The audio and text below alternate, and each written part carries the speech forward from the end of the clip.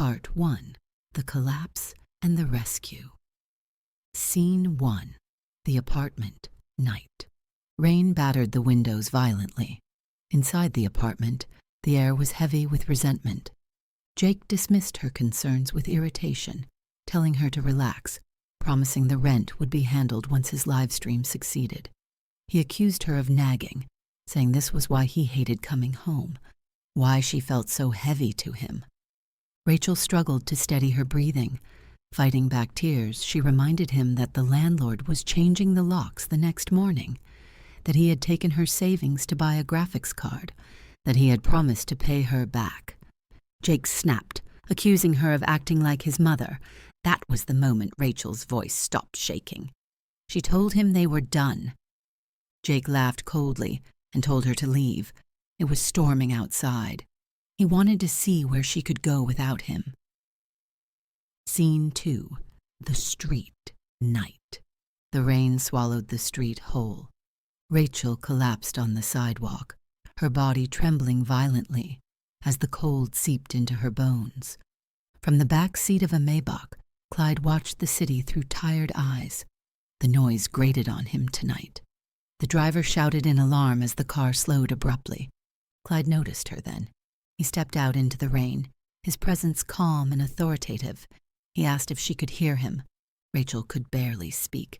Her teeth chattered as she begged for help. Clyde told her to get into the car. She hesitated. She didn't know him.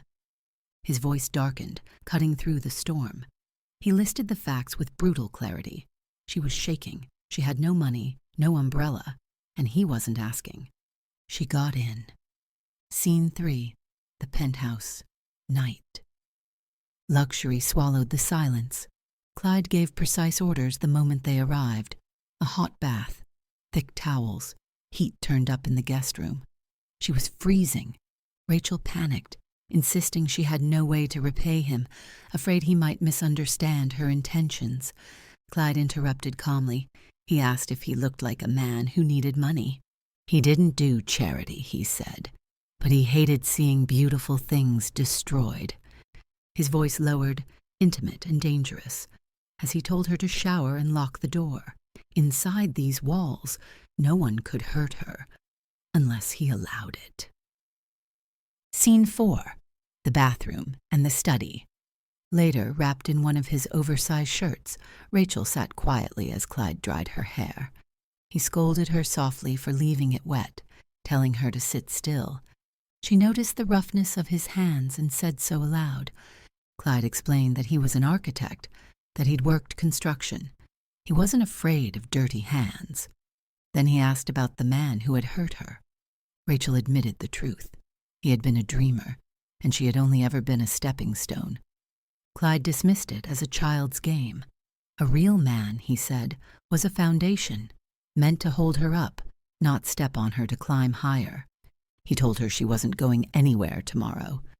She would stay until she found a proper job, and he warned her never to insult him by talking about money. Again. Scene 5. The kitchen, morning. The tension between them was unmistakable.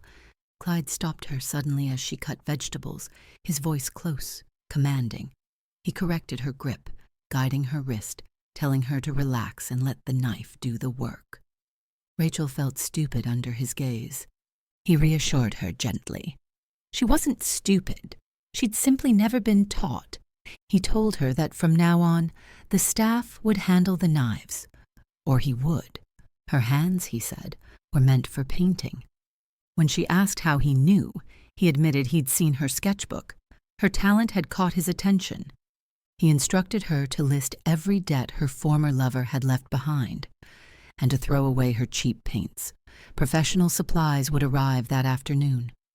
When she asked why, his answer was simple. He wanted to watch her paint. The house was too quiet, and she was too light, like the wind could carry her away. He couldn't catch the wind, but he could catch her. Part 2. The conflict and the coronation. Scene 6. The street confrontation. The confrontation happened in broad daylight. Rachel never expected to see Jake again, at least not like this. desperate, aggressive, reeking of entitlement. He accused her of finding a wealthy replacement, sneering at the car, at the man who stood beside her. His words were ugly, accusing, venomous. He demanded money, as if she still owed him something. Rachel stood her ground. She told him that at least this man respected her. She demanded to be let go. Jake tightened his grip. That was when Clyde intervened. His voice cut through the street like ice. Calm, projecting, absolute. He ordered Jake to take his filthy hands off her. Jake laughed nervously at first, until Clyde's grip closed around his throat. The threat in Clyde's voice was not loud, but it was final. He made it clear that he had the power to erase a man from the city entirely. But he was civilized, so he warned him once. Rachel was his, and if Jake ever came near her again, he would regret the day he was born. Clyde released him and told him to disappear.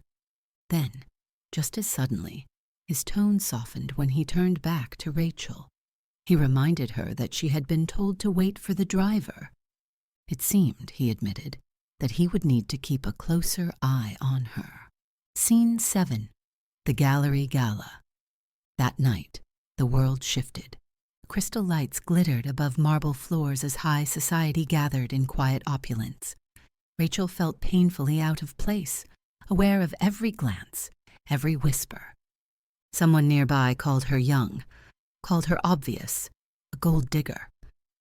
Rachel leaned toward Clyde, her anxiety surfacing.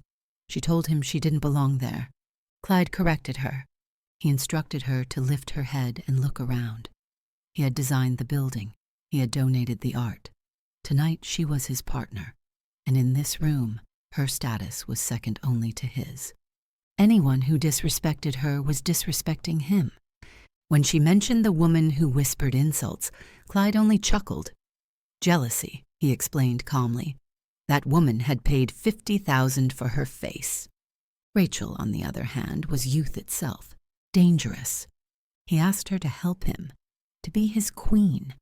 When the auction began, his voice rang out without hesitation. 1 million.